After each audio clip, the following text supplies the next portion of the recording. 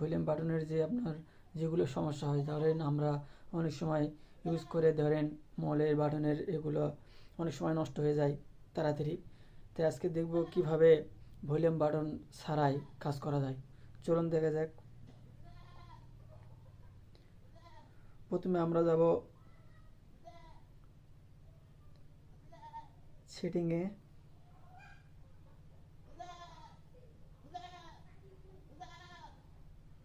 এই যে সেটিং আসলাম। সেটিং আসার পরে অ্যাক্সেসিবিলিটি নামে একটা অপশন পাবেন।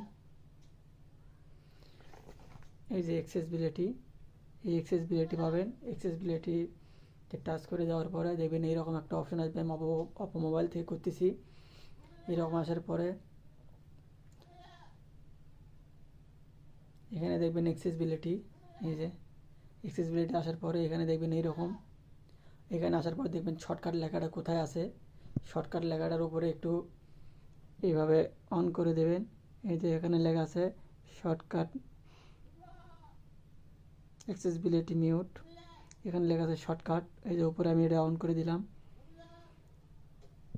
এই যে অন করার পরে দেখেন অটোমেটিকলি চলে আসলো, এই যে এই চিহ্নটা চলে আসছে। এখন আমরা ফুললি কেটে দিই, দিয়ে একটু দেখি কিভাবে কি কাজ করা যায়।